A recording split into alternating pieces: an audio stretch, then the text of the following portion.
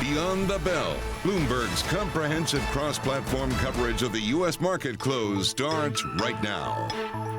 And right now, we are 2 minutes away from the end of the trading day. Romaine Bostick, Caroline Hyde, Taylor Riggs counting you down to the closing bell. And here to help take us beyond the bell, it's our global simulcast with Massar and Tim Stenovec. We welcome our audiences across Bloomberg Television, Radio, and YouTube to parse the most crucial moments of the trading day. And one of those moments appeared to come pretty early in the session here, Carol. A market that was already in the red, but took a decidedly turn lower. And that has only intensified as we've gotten closer to the closing bells. Yeah, it makes you wonder what investors are thinking, maybe potentially about the CPI print tomorrow. I've been watching the housing sector because the super composite home builder index in the S&P 500, it actually had a rally for most of the day, up about 1.5%. It's lost most of it. It's just up a fractional gain. And this is despite we saw mortgage rates surging once again, reversing a 3-week slowdown. So that was a bright spot, still a little higher, but certainly not as much optimism earlier as we saw in the trade, Tim. We just had a great chat with Ryan Dietrich, the chief market strategist at LPL Financial. He is a technical analyst. He says that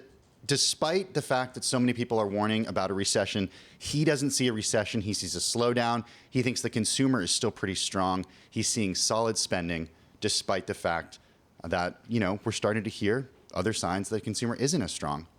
He's optimistic. He's a glass is half full type of guy, though. Talked about 10% earnings growth, too. Yeah, I do feel that for everyone that is pretty down on the market, there are people who are talking about the opportunities and people who are still talking about resilience of the consumer. And also, we got some relatively upbeat international news. Yes, Romaine, you've been talking about the pockets of shutdowns, perhaps in the likes of certain parts of China. But actually, the fact that Tesla ramped up production so much in China, the fact that we saw the exports rise, maybe some hope there?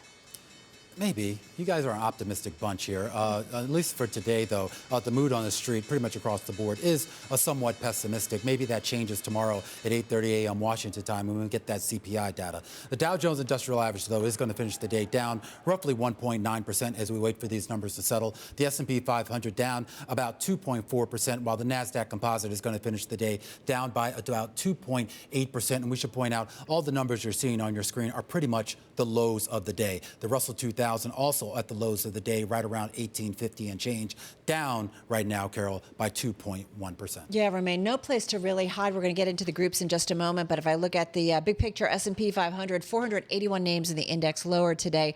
Only 23, Taylor, finding some positive momentum. Really broad-based on the individual sector level as well, and really sort of deteriorating in the final hour, maybe 2 hours here of this trading session.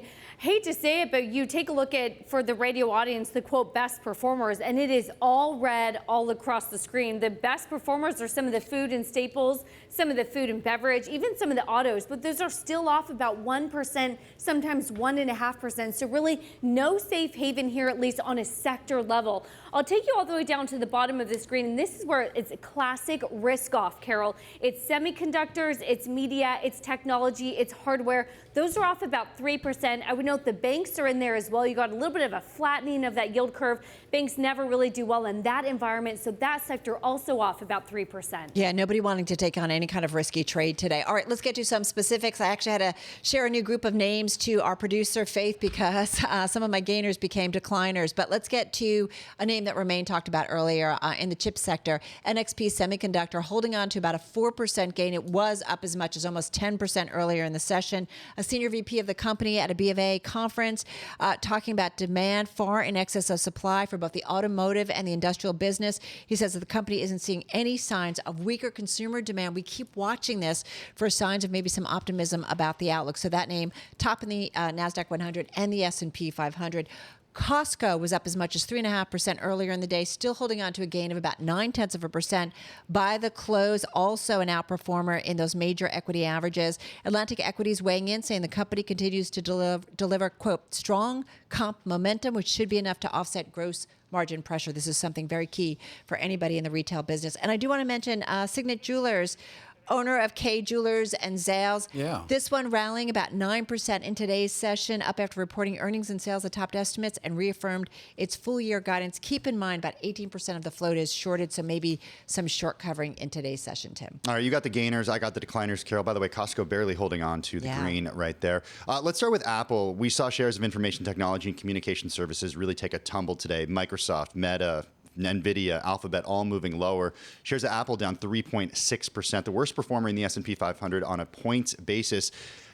Look, it just speaks to the selling today, but there was also a bit of news from KeyBank Capital Markets said that Apple could be seeing signs of weaker demand in the U.S. They cited an analysis of credit card spending data. KeyBank, though, wants to see the full quarter picture. The data suggests modest risk to its estimates, according to the firm. Royal Caribbean falling 8.3%. Travel stocks sinking today. We also saw Carnival down, Norwegian down, concerns about global growth, oil prices as well. And then Novavax dropping 17% to close at its lowest in more than 2 years. It led all of the vaccine stocks lower. This after a CNBC report said that the FDA's decision on its COVID shot could be delayed. Meanwhile, we go across asset, and really today was a story of what happened in Europe. And I focus in on what's happening to the euro, currently off 0.9% against the US dollar. So clearly some weakness there versus a strengthening dollar as we think ahead to a CPI, as we think about what the hawkishness is coming from the Federal Reserve. And indeed, well, actually some signs of hawkishness coming from Madame Lagarde. But is it too little, too late? We see more than 8% inflation over in Europe. And we do indeed, of course, see a Madame Lagarde talking about an end to, well, certainly that stimulus and the bond buying, and then also some of those negative rates. Could that happen as soon as July? I'm looking at overall the pressure coming from an inflationary perspective. Nat gas up almost 3%. Those fires that Romaine was talking about a little bit ago. Once again, the supply side that worry with gas. And lastly, I just want to focus in on what's happening in terms of sovereign bonds. The moves in Europe today were extraordinary. 22 basis point move on a 2-year in Italy. We're seeing Spanish 2-year yields pushing up 18 basis points. Portuguese, basically peripheral debt getting sold off hard as we start to see an end to the bond buying, the stimulus, the QE over in Europe. Taylor. Yeah, and it's interesting. You had a sort of similar yield sell-off type of day here, Caroline, which is interesting given the magnitude and a little bit of that late day sell-off that we had within the equity markets. But bond yields still continue to climb higher pretty much all throughout the yield curve. But really the focus has been, Carol, on the front end as we really focus in on a Federal Reserve, a movement ahead of that big CPI data. You're up 4 basis points to a 282.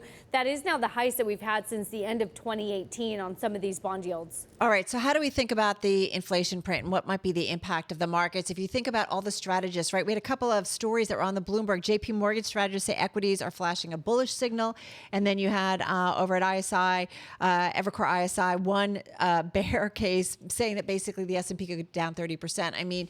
It just feels like, you're getting all different kinds of people weighing in because we don't really know. Yeah, quite the range there, according to the bull and bear cases, right? And I think that speaks to the uncertainty around it. Speaking about uncertainty, we had a chat with Vince Signorella earlier in the day today, moving ahead to the CPI print that we have tomorrow. And he said the key number to keep an eye on is month-to-month change, not necessarily year-to-year. And he says if we get a hotter than expected number, than 0.7%, which is what we're expecting, then that's going to be ugly for the markets. I do want to go back, though, to something that Caroline was talking about, and really kind of the global nature of this. I was just running the EMCX function on the Bloomberg terminal, and you sort of look at all the sort of CPI data across the globe, and I'm just kind of looking at the G20 nations just because it's easier to sort of filter through that.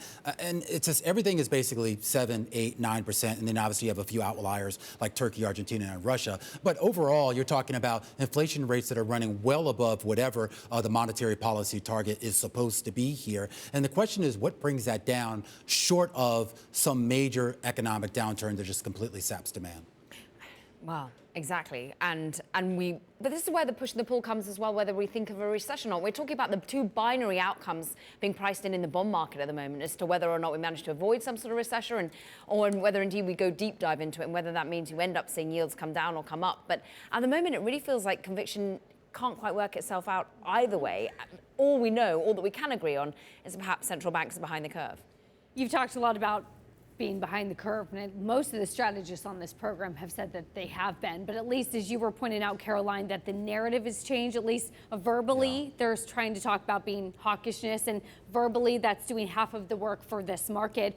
Real yields though remain positive, but then starting to roll over. So I do wonder, when we think about these financial conditions and the market doing the work for it, we're not really quite there. Not really quite. Yeah, you guys keep talking about glass half full, half. The question is, what's actually in the glass? Is it something good or is it something really bad here? Just real quickly, though, we're getting another slew of earnings here, including DocuSign, Stitch Fitch, Rent the Runway, and a few others.